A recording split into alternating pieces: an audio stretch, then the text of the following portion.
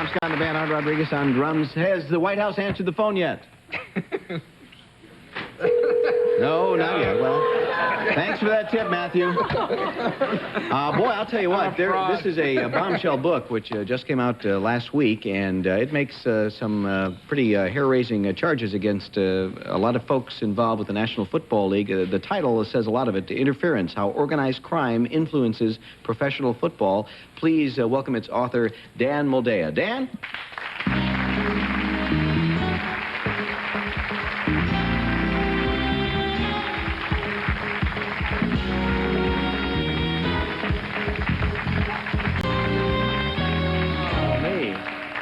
What are you hearing from the powers that be? Anything? They just want me to go away right now. We've spoken to them, and they don't want to talk about it either. They have nothing to say. But they're not denying anything, and they're not refuting any of the facts. Let me talk about some of the major charges. And I just jotted down a few of the. I mean, you're saying, for example, virtually every team owner gambles on football teams. Well, I'm saying that no fewer than 26. That's NFL team owners have documented ties. Past and present NFL team owners have documented business ties to either the gambling community and/or the organized crime syndicate.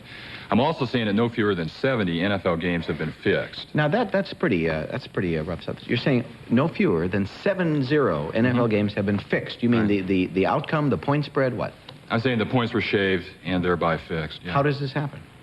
Well, I first got into this about 1983.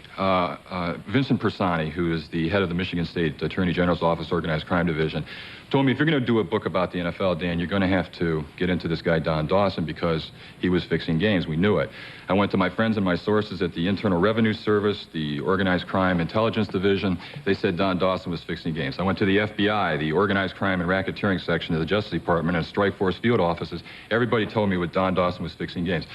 At that point, I had enough evidence to print that allegedly Don Dawson was fixing NFL games. He was a major bookmaker in the Midwest. I then went to Dawson, I tracked him down, I jumped through all kinds of hoops to interview him, and when I interviewed him on about the 7th or 8th interview, he admitted to me that he had personally participated in the fixing of no fewer than 32 NFL games. How does that happen? He liked to work with the quarterback. He would go to the quarterback would come to him and say, I need some bread. What's the line on the game this week?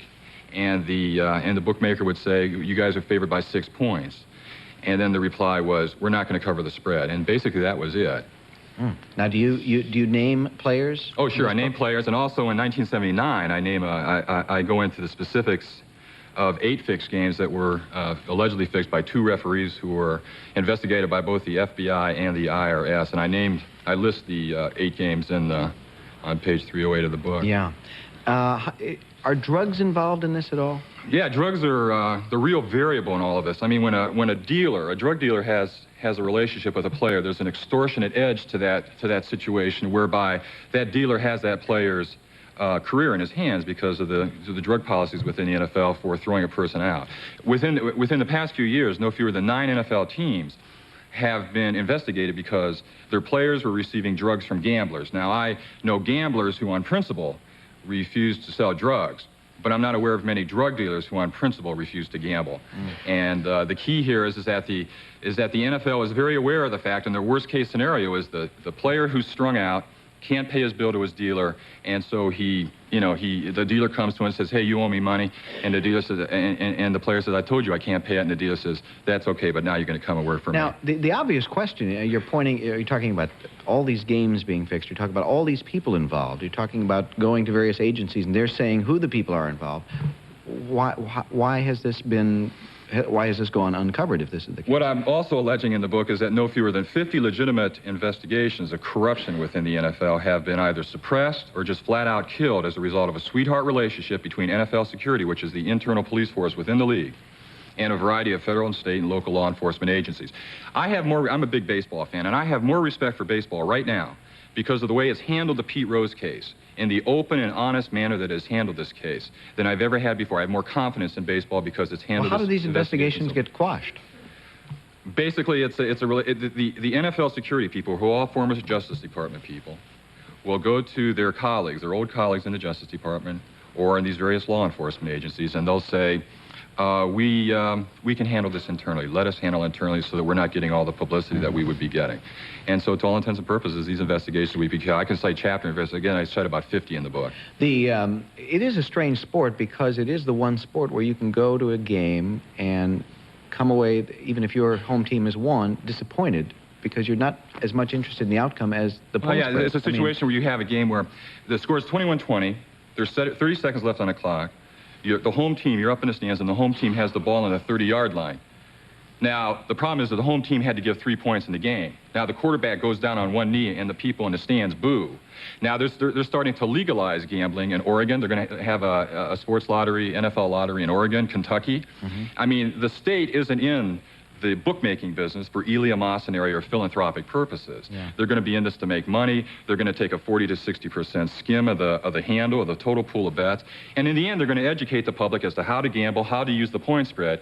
And then the public is going to realize that it can get a bigger bang for its buck from Charlie the bookie, the friendly local bookmaker at the corner bar, who's going to be put up $11 to win 10, and taking a 10% vigorous or commission on the losing Betsy books.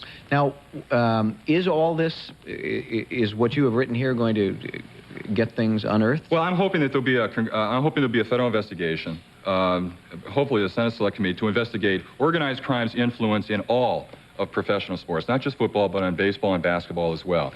I'm hoping that there will be registration and licensing of anyone with a financial interest in a professional sports team, that there will be public disclosure of financial transactions involving professional sports teams, that there will be a further examination of public ownership of teams so that the citizens of the cities in which these teams play, the public can have literally a piece of stock in those companies. I'm also afraid that the illegal gambling economy has become an adjunct to the First Amendment because of the insistence by the sports media to print and broadcast the betting line and to hire odds makers and handicappers for the purposes of... That is true. You read the newspaper and the point spread is in there, and it's obviously in there to give you information for gambling, which is... And gambling is still illegal in 49 states until September 6th when the lottery is legalized in Oregon. Yeah. We just have a minute here, but when you write about organized crime and involvement, does this give you any cause for concern about your own safety, and should I be doing this interview? Yeah, sometimes it does. I had a lot of trouble when I was younger, but no one's tried to kill me in almost 6 years, so I feel pretty comfortable right now. Well, I don't. This is my fourth book. And I should point out I've never been sued. And I try to treat people with respect, and I think that everybody has something to say. Everyone has an ego, and mob guys are like, human beings, and you just have to be able to push the right button with them. Well, I've never met a mob guy who's not against wiretapping. I've never met a mob guy who's not... lugs, aren't they? I've never met a mob guy who's not in favor of strong personal privacy laws. I've been bored for hours by mob guys who are whining about the alleged impingements upon their rights and freedoms by the FBI and the IRS. It's a sensational book filled with sensational charges and a lot of information to back up a lot of them. It's called Interference, How Organized Crime Influences Professional Football. Dan Moldea, its author and our guest. Thanks very much. Thank you, Dan. Take a break and be right back.